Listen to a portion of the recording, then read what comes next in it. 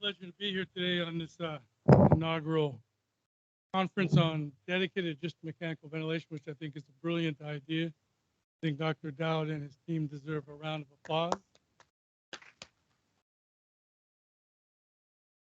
Okay, well, let's jump into this. First of all, these are my disclaimer and my disclosures.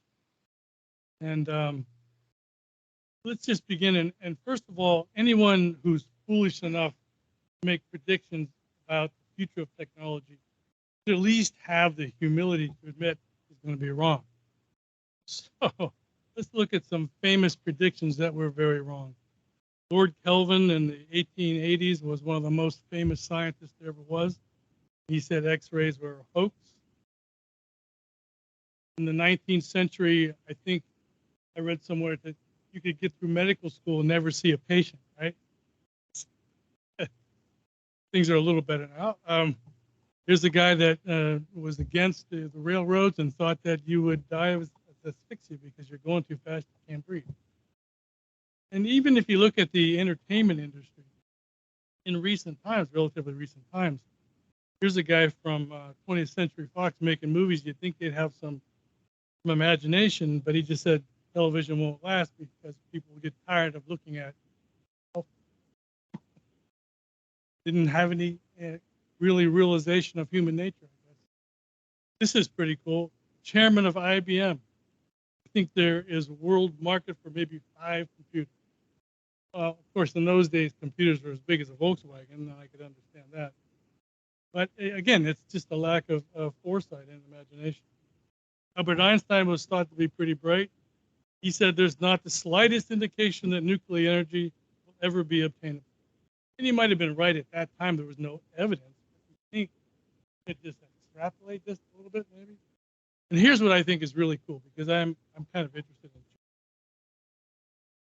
chess. And chess in the 1990s, late 90s, was the first time that a computer could beat a human being at chess. It was really a big deal. And it beat Garry Kasparov. And then later on he said, well, you know, if I would have practiced a little bit better. Nowadays, what has happened? Has AI just destroyed chess? Do people not play chess anymore? On the contrary, what do? They play with it.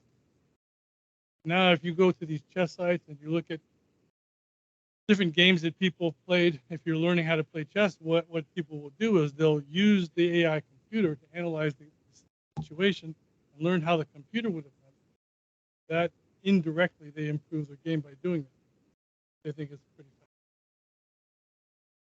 So before I can make predictions about the future of mechanical ventilation, I want to present just a brief history, set the contextual background. You've probably seen these figures before. Men have tried to resuscitate their colleagues probably as far back as the condition of respiratory failure was noticed. This lower illustration on the right shows two-man resuscitation by extending the arms above the head for inspiration, resting on the chest for expiration. Believe it or not, I was taught this in the Boy Scouts back in the 1960s. And I even remember when mouth-to-mouth resuscitation was first invented. They showed it at the county fair. Miracle thing. People could be survived heart attack. This one is probably my all-time favorite figure. Just be the horse in a blowing smoke. I hope that guy's got a one-way valve on that tube. You know? If you look at the early history of mechanical ventilation, there were all different kinds of designs, and many of them had to do with basically negative pressure ventilation. This is a small infant ventilator, and that little bells on the top with the little handle on it. This is a cool one because it's from Cleveland. Cleveland respirator is basically just a giant bicycle. The Draeger company was one of the very first to develop resuscitation equipment because they were a mining company, and mining accidents frequently required resuscitation. About this design. Designed to improve synchrony, negative pressure on the skin pulls out gaseous byproducts. And the beauty of this ventilator is that the patient is in discord, his fault. Now, about this time, the iron lung was improved and commercialized in the U.S. by the legendary Jack Emerson, layperson with a keen, inventive mind. I actually met Jack before he died many years ago. He gave me a copy of his patent and an actual prototype for a high-frequency ventilator that he built in the 1950s. Perhaps the first book describing mechanical ventilators was published by a group of anesthesiologists in the UK. It is a rich source of both history and technology evaluation, and I've used many illustrations in this book, in this particular talk. And you can still find used copies of this, and I recommend that you take a look at it. It was probably the first one that actually showed ventilator waveforms in terms of pressure, volume, and flow on some type of lung simulator. It was pretty cool. In the US, Ray Bennett was the first to pioneer innovative positive pressure ventilators, starting with breathing assistance devices for Air Force pilots. I was told, this was a little bit before my time, that the very first registry exams, you had to be able to take apart the flow control valve and the PR2 ventilator and put everything back together. Around this time, we had a series of positive pressure ventilators that were ended up being used as IPVB machines for delivering aerosols. Fortunately, went out of stock. Again, around the same time was Dr. Forrest Bird, who also designed a breathing assist device for the Air Force that later became many, many varieties of Bird ventilators that were used for anything from infants all the way up to animals. When I got into the field in the late 70s, the Bennett MA1 was the most popular adult ventilator in the United States. It only had one mode. It was volume control continuous management. Here again, we see another invention by Jack Emerson. Key feature of the Emerson ventilators was that they were built to be very sturdy, and they often actually had plumbing supplies used to construct them. I also used a pediatric version of the early Engstrom ventilator from Denmark. The Engstrom ventilators lasted up to the present time, where they have evolved into a ventilator made by the General Electric company called the AirScape R860. One of the early popular ICU ventilators was the Servo 900 series. It evolved from anesthesia machines. I believe it was one of the very first that had to offer pressure control modes for adults. Forrest Bird also invented the first infant ventilator that became very popular in the late 1970s. This particular ventilator was by the Bournes company. It was one of the few ventilators that actually had a switch where you can change the modes. Well, what were the modes? Assist, control, assist, control. That was it. And in those days, and I'll get into this today a little bit and tomorrow especially, knowing the number of modes was not such a big deal. You actually memorize them, right? Back when I was in school in the last century, in the 1970s, my first gave detailed descriptions of over 30 ventilators, but again, only 2 or 3 modes were ever mentioned. Fast forward to today, the latest book on respiratory equipment lists almost 500 different names and modes of ventilation. Anybody think that's a problem besides? This slide shows the rise in ventilator complexity as a pictorial history of the evolution of ventilators. Early ventilators were controlled by analog electrical circuits, knobs and switches. There was no digital electronics. The advent of digital microprocessors in the 1990s stimulated a rapid growth in the evolution of the technology. Today, ventilators are complex computers with many digital displays and graphics, virtual controls, and monitoring devices. The last 40 years, technological complexity of mechanical ventilators has grown exponentially, but unfortunately, educational resources dedicated to teaching mechanical ventilators have not kept pace. And well, there's a growing knowledge gap as part of clinicians charged with managing mechanical ventilation. That's why we're here today. Coping with the complexity of mechanical ventilators requires the acquisition of a hierarchy of skills. This hierarchy is the basis of a standardized approach to teaching mechanical ventilation. I'll go into this much more. As with any new skill, one must first memorize some key terminology. The next is to understand the fundamental physical and mathematical principles of patient-ventilator interaction. The next level is to combine these concepts to a practical taxonomy for classifying modes.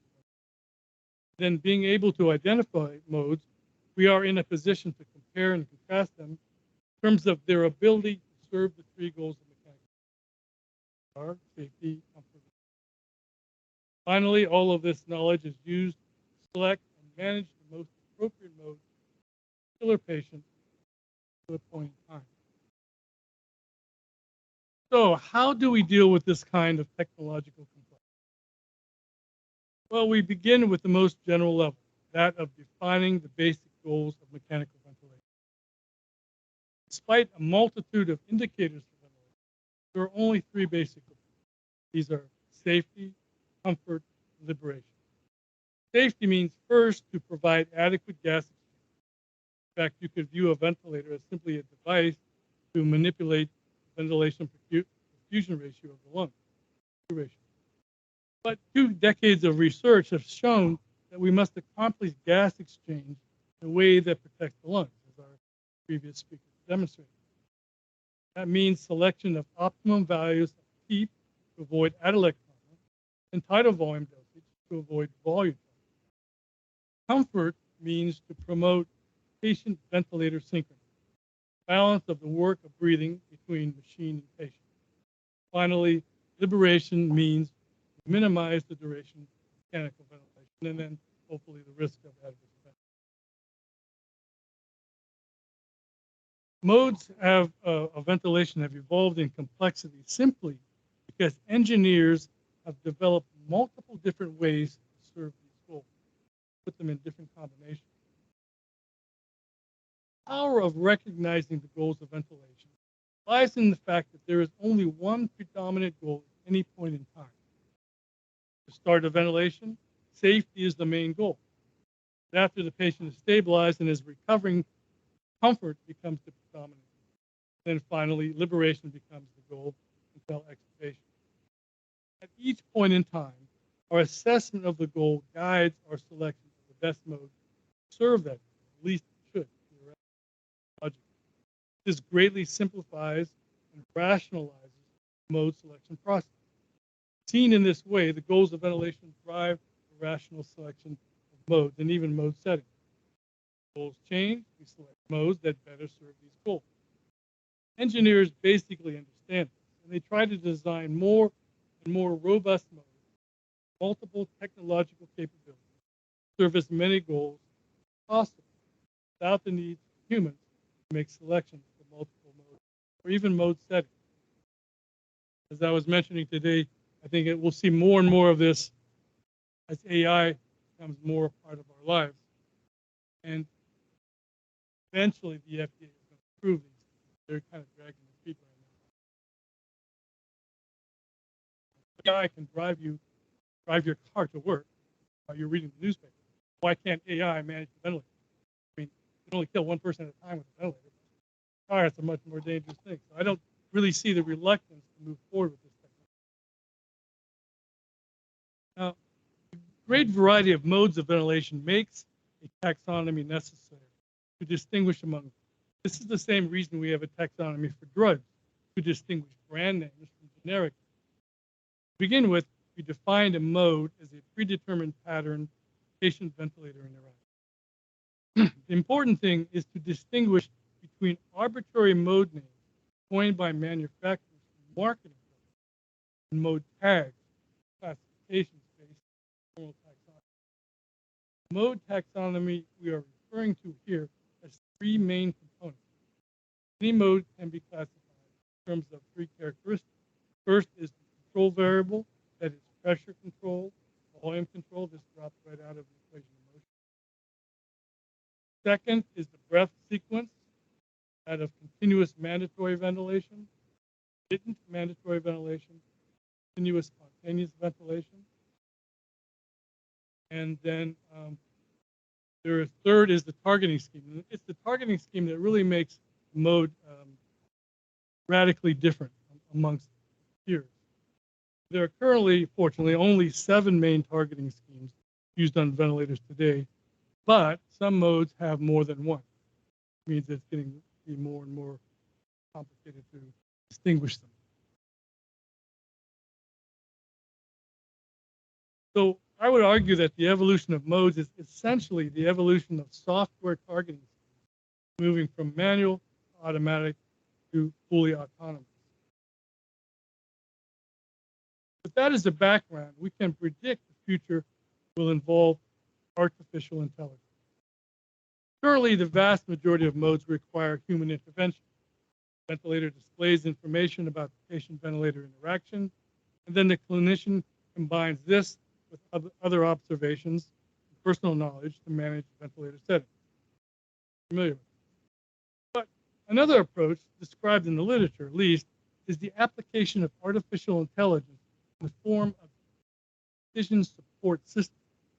Here, the ventilator both gathers and analyzes information about patient-ventilator interaction, and then provides the clinician with some type of recommendation for ventilator management.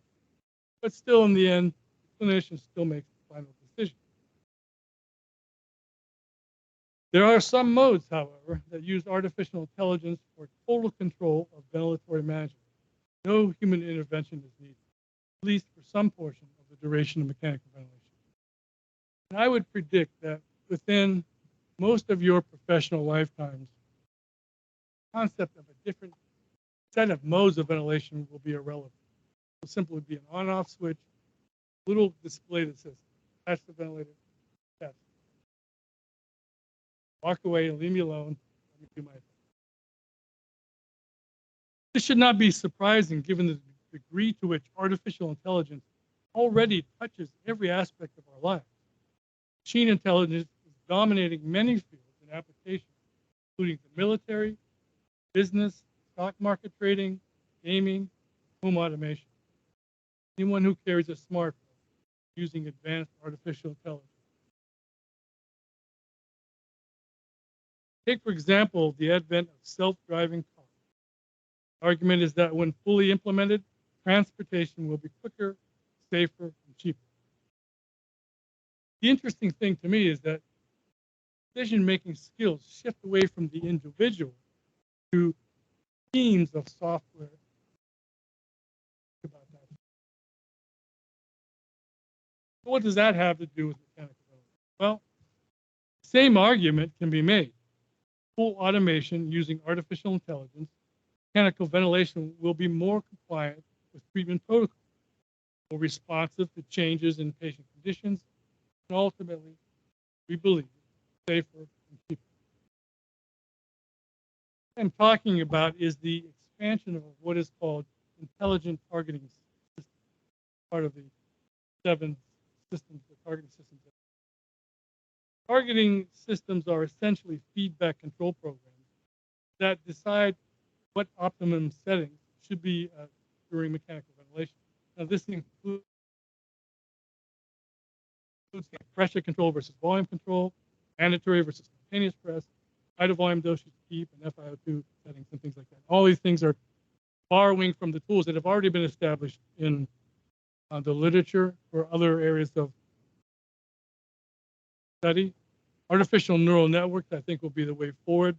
They have been described in the literature, but to my knowledge, they are not being really used in mechanical ventilators, just rule-based exercise. Of course, more sophisticated software requires more sophisticated computers. Quantum computers promise almost unlimited computing power for medical applications in the near future. This is actually a photograph, the medical quantum computer that they have at the Cleveland Clinic in Cleveland, Ohio. It's amazing. This thing is just sitting out in the lobby. There's no guards around it or anything. You would think there would be a little bit more security, but there it sits, and it's being used in research today. The power of medical computing is being distributed through the Internet of Things. Anybody ever heard of that term, Internet of Things? That's going to affect your life in a big way. There's a medical Internet of Things.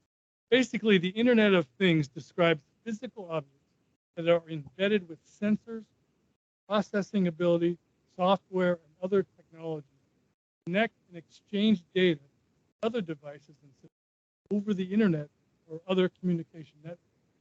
So one machine can talk to another. Blood pressure cuff can talk to a ventilator.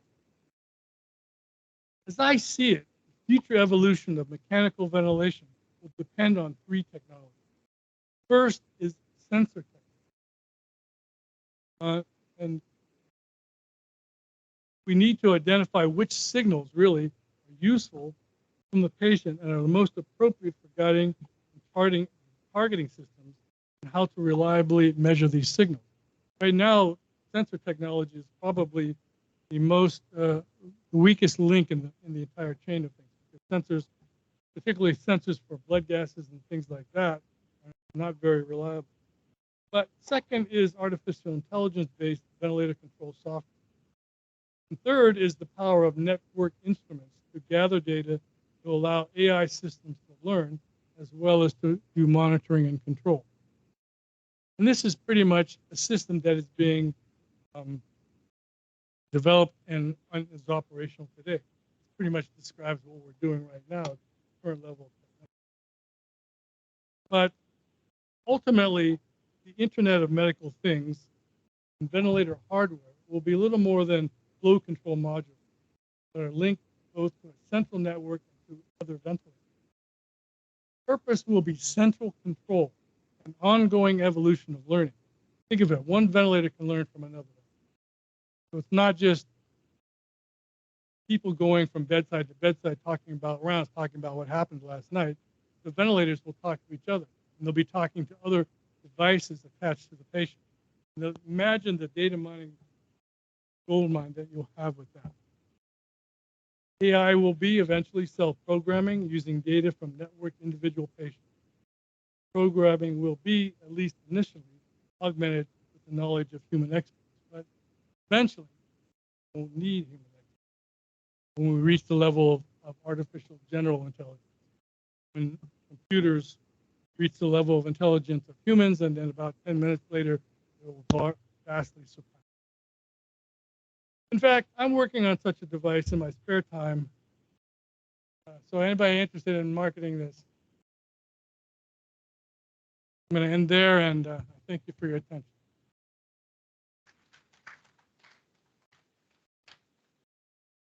I ended a little bit early. Is there any questions, any discussion on any of it?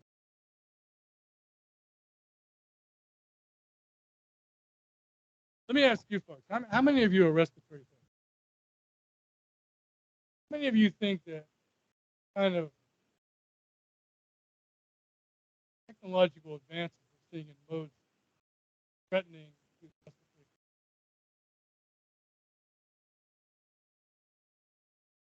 Get people saying it's a threat to them. It's not. And you know why? Because at least in the transition phase, before computers take over everything, we as professionals, healthcare providers, need to be watching what these computers are doing, right? Even the most advanced ventilators I've seen, they make mistakes. They're based on a certain set of knowledge, certain assumptions about the kind of patient you have. I'll give you a typical example.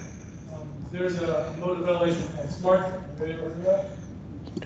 Smart Care is basically a rule-based expert system that can aggressively wean patients. If you put it on a patient that's not ready to be aggressively weaned, what do you think is going to happen? On the other hand, I'll tell you a little anecdote. We used to have a respiratory care unit just for a patient that was ventilator dependent. And we had the ventilator to have Smart Care. We had one patient that was just totally psychologically dependent on the ventilator. Every time the therapist came in to make an adjustment, wean him a little bit, he'd try and go his hands. In fact, he was a physician, so he knew too much. He wouldn't let us wean his pressure system. What we did was put him on Smart Care. All day long, Smart Care would challenge him, drop the pressure, see what his respiratory rate would do, and entitled CO2, and as long as he could handle it, he would keep doing it. Then at night, it would rest him, and the next morning would do it again. So he's being weaned this whole time by the artificial intelligence of the ventilator, and he never knew it. And before you know it, the thing did a spontaneous breathing trial. So tube. And then if you didn't pull the tube, then these motors on the wheels. But anyways, this is a very challenging time. It demands our attention, participation, learn what's going on with this. Don't just throw up your hands and say, well, we have too many modes. I'm just going to use volume assist control all day. I used to teach circuit tests. I'd ask them, I would say, how many modes of ventilation do you know and use all the time? How many drugs do you use? How do you pick the drug? And they said, well, whatever the goal is for the patient. We know this drug does this for this patient. I said, is that how you do your modes of ventilation? You're the one we're most familiar with. We're living in a time when you can't do that. Yes.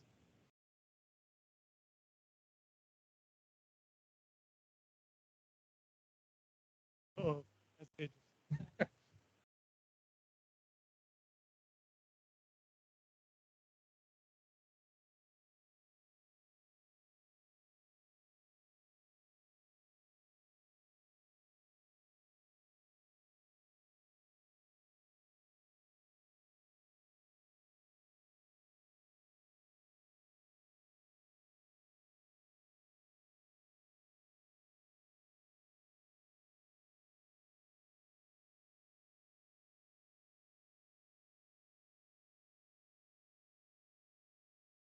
That's probably a transitionary phase that we'll go through. As soon as networking of computers with the electronic medical record is more commonplace, very few places have that now. We're trying to get it at the Cleveland Clinic, and it seems like pulling teeth. But when that happens, then you no longer need all of this software in the ventilator. All it has to be is a flow control. Everything else, all the control is up in the cloud. Then at that point, you can just pick one of the 500 or 700 modes that there are. However, that'll be a transition. Very shortly after that, once the artificial intelligence is evolved enough, and the concept of separate modes is meaningful, the ventilator will do flip pictures depending on AI's assessment. Oh, it was monitoring all these other physiologic parameters.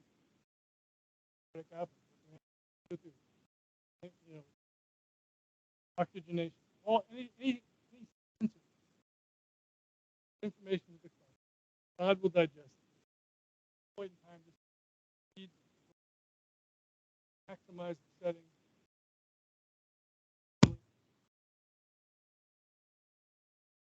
And like I said, we'll tell you when that's the patient.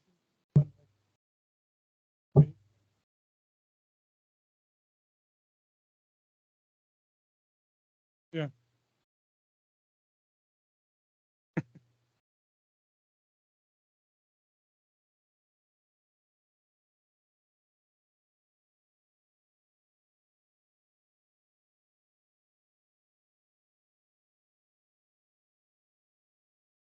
You know why that is? I've heard it a million times, and we've talked about this. And I think the reason is that this exponential growth in technology has happened within a single human life. In fact, a single professional life. Right? You and I were around when there was only one mode on a ventilator, on-off switch, and then you get volume assist control. That's it. And maybe on a PEDS ventilator, you had IMV. Right? So I think that there's a huge cultural subconscious thing going on that ventilators aren't that complicated of a thing, right? So, and the fact that most of the ventilator management in the world is done by physicians and nurses. Respiratory therapists are only in North America. So for most of the world, I think clinicians see ventilators as a relatively simple device. So what's the big deal about it? And they'll argue, well, show me the randomized controlled trial that this mode is better than this. It's going to happen. So they say, well, then what difference does it make? What mode do I use? So there's sort of a subconscious pressure, I think, to simplify things when it comes to setting up a ventilator. But In doing that, I think that you avoid all the tools in the toolbox. It's like saying, I have a big toolbox with tools in it, and I only use a hammer and a screwdriver. Like, all you know how to use is a hammer, and everything looks like a nail. Right? I think it's just a psychological side effect of the rapid growth of technology within a single human. We've gone through like 6 generations.